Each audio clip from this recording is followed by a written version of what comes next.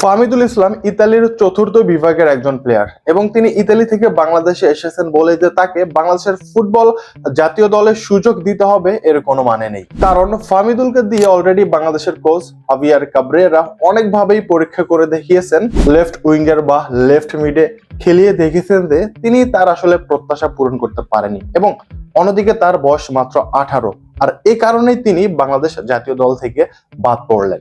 আর এই বাদ দেওয়াটা যুক্তিসঙ্গত, এমনটাই কিন্তু মন্তব্য করেছেন বাংলাদেশের একজন বিখ্যাত স্বনামধন্য ক্রিকেট বিশ্লেষক। আমি নিজেও তাকে ফলো করি এবং আমি তাকে যথেষ্ট পরিমাণ রেসপেক্ট করি, বাট তার এই কথার সাথে আমি এবং বাংলাদেশের কোটি ফুটবল প্রেমী মানুষ একমত হতে পারছে না। ওকে ধরে নিলাম ফাহমিদুল ইসলাম ভালো প্লেয়ার না, বাট বাংলাদেশের প্রস্তুতি ম্যাচে তিনি কিন্তু তিনটা গোল করেছেন, সাথে তিনি কিন্তু অন্যজনকে গোল করতে সাহায্য করেছেন, যেটা ফুটবলের ভাষায় বলা হয় অ্যাসিস্ট। সো তিনি যদি ভালো প্লেয়ার নাই হতেন তাহলে কিন্তু প্রস্তুতি ম্যাচে বাংলাদেশের অন্য প্লেয়ারদের থেকে ভালো করতে পারতেন না। যেখানে ফাহমিদুল অলরেডি প্রস্তুতি ম্যাচে 3টা গোল করেছেন, অ্যাসিস্ট করেছেন, তার মানে ফাহমিদুল কিন্তু বাংলাদেশ দলে যারা রয়েছে, যেসব প্লেয়ার রয়েছে তাদের থেকে ভালো প্লেয়ার। সো তাকে যেহেতু সেই ইতালি থেকে ডাকা হয়েছে, তাকে অন্তত একটা ম্যাচের সুযোগ দেওয়ার দরকার ছিল। অন্তত আগামী ভারতের বিপক্ষে ম্যাচে ফাহমিদুল ইসলামকে সুযোগ দেওয়ার দরকার ছিল।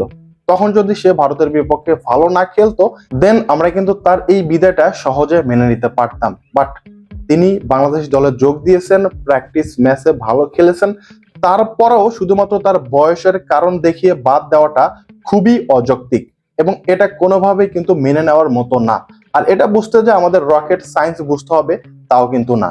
বাংলাদেশের ফুটবলের অবস্থা করুন সেটা সবারই জানা এবং এই দশা থেকে আমরা আশার আলো দেখেছিলাম ফাহমিদুল এবং হামজা চৌধুরীর মাধ্যমে।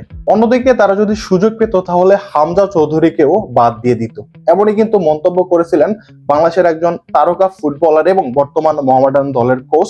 সেই কোচ কিন্তু একের পর এক বিস্ফোরক এবং অবাস্তব এবং অনেকটা গাঁজাখড়ি মন্তব্য করেই যাচ্ছেন। তিনি এখন মন্তব্য করেছেন ফাহমিদুল ইসলামকে বাংলাদেশ দলে খেলতে হলে নাকি তাকে হামজার মতো প্লেয়ার হতে হবে এবং হামজার চেয়েও ভালো প্লেয়ার হতে হবে, দেন তিনি বাংলাদেশের জাতীয় দলে খেলতে পারবে। তাহলে ভাবুন, বাংলাদেশের ফুটবল টিমে এমন এমন প্লেয়ার রয়েছে যারা হামজা চৌধুরীর মতো এবং হামজা চৌধুরীকেও ছাড়িয়ে যায়। সো ফাহমিদুলকে চান্স পেতে হলে হামজা চৌধুরীর মতো হতে হবে বা হামজা চৌধুরীর থেকে ভালো খেলতে হবে। এই হলো বাংলাদেশের অবস্থা এবং বাংলাদেশের একজন তারকা ফুটবলার এবং বর্তমান মোহামেডান দলের কোচের বক্তব্য। 185 নাম্বার র্যাঙ্কিং এ থাকা দলে সুযোগ পেতে হলে ফাহমিদুলকে 18 বছরের বেশি বয়স হতে হবে এবং হামজার থেকেও বড় প্লেয়ার হতে হবে।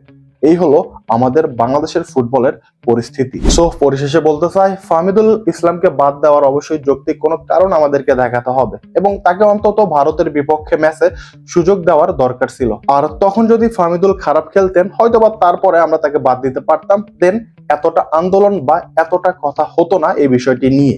So bring back Fahmidul. Video পর্যন্তই। আর গাইস, ভিডিও ভালো লাগলে একটা সাবস্ক্রাইব করে সঙ্গে থাকতে পারেন এবং ভিডিওটা সবার সাথে শেয়ার করতে পারেন। ধন্যবাদ সবাইকে।